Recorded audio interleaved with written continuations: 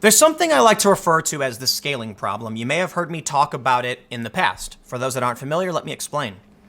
If I have 100 iPhones, if Apple gives out 100 iPhones and 1% break, that's one phone. Nobody cares. You hear a story, oh, did you hear so-and-so's phone broke? Huh, I wonder what happened. Let's say they give out 100 million phones and 1% break. All of a sudden, you have a million stories of broken phones, and all anyone sees are stories about broken phones. And they go, what is going on? Why are all of these phones breaking? It's the same margin of error. Now take that principle and apply it to anything. What you see on the screen right here, in the crux of this story, at least 8 Walmart stores were the subject of threats over the past week. I highlight this because it's really, really weird that people keep calling Walmarts now and threatening them. But I also want to stress the problem as it pertains to these mass tragedies, the scaling problem. So if we look back at history, we can see that violent crime is down. Shootings are actually down. But we have something called the scaling problem. That's what I call it. So if you have 100 people and one commits a mass shooting, well, then people are like, well, some people are crazy. If you have 100 million people and 1 million people commit some kind of mass tragedy, well, then all of a sudden it's like, people are screaming. Granted, our problem with shootings is nowhere near 1%. It is a fraction of a fraction of a fraction of a percentage, but everyone is losing their minds. And then it all comes back to the problem of white supremacy. And I'm making this point, and I'll read the story, but I'll make the point now before we go further in talking about what Tucker Carlson was trying to say when he called white supremacy a hoax. I think it was wrong for him to say that. There is a problem. I do believe it will get worse, and it's serious. We better make sure we're tracking these lunatics, because look at what we're seeing. 8 instances of people calling Walmarts and threatening them. Yeah, people are nuts. But the point I'm making with this is 8 threats. 8. It sounds like a lot, yeah.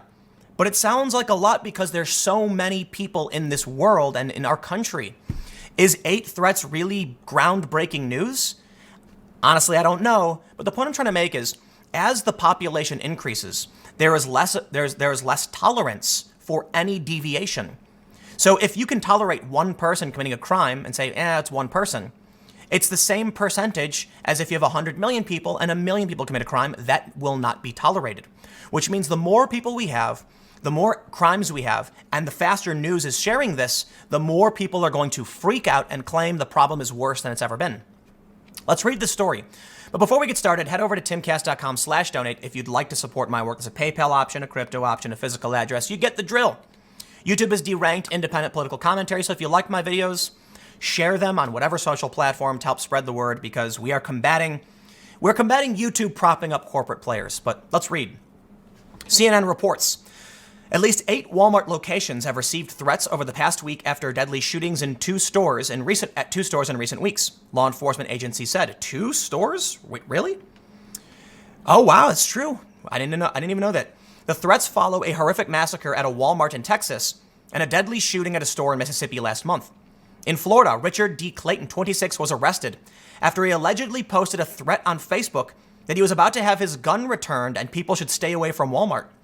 He was detained Friday after an investigation by various agencies, including the FBI, the Winter Park Police Department, and the Florida Department of Law Enforcement. He allegedly made a threat Tuesday on a Facebook post stating, 3 more days of probation left, then I get my AR-15 back. Don't go to Walmart next week, the Florida Department of Law Enforcement says. He remains in custody on $15,000 bond, according to online records.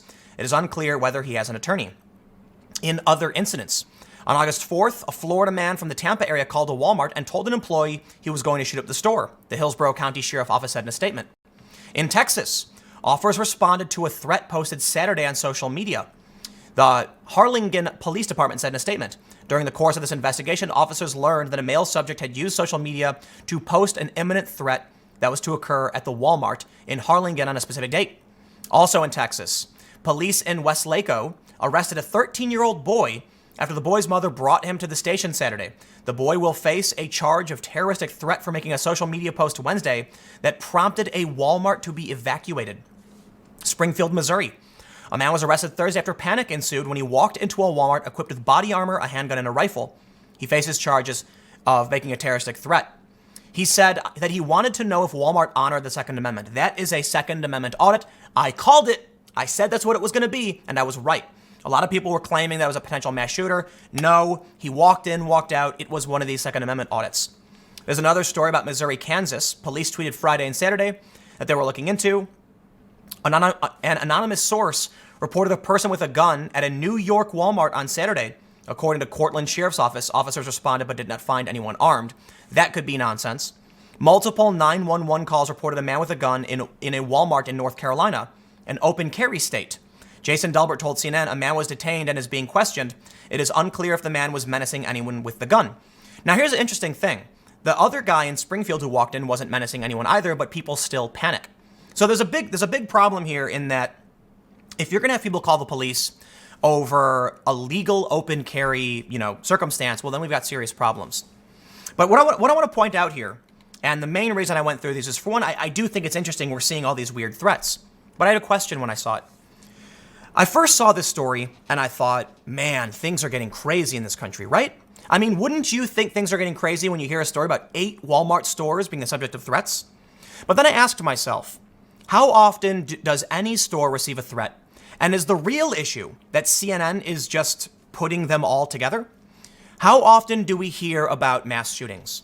And so I actually went to a website that tracks mass shootings, and I found something interesting. First, nobody defines them the same way. Or I shouldn't say nobody, but they're defined differently by different organizations. Some say it's 4 people who are killed. Some say it's 4 people who are at least injured. Some say it's just an instance where someone fires at a group of people. How do you know what someone means when they say mass shooting? So I'll break it down. Mass, implying multiple shots fired, or multiple people, and shooting, a gun. In which case, it makes sense that what makes the most sense is when someone is injured by a gun. In which case, there are over 300 for this year alone and 26 in Chicago. Because when we talk about mass shootings, the media focuses on specific weapons and specific kinds of people. So they talk about what happened in, El Paso or Dayton, because those are particularly egregious, right? Those were powerful or modified weapons. They were either ideological or by an ideological actor. But my question then is, what's the real reason for ignoring Chicago, Baltimore, Atlanta, etc.? Chicago had 26 mass shootings, several of which resulted in multiple people dead, and some, at least 4 people were dead, and they don't include it.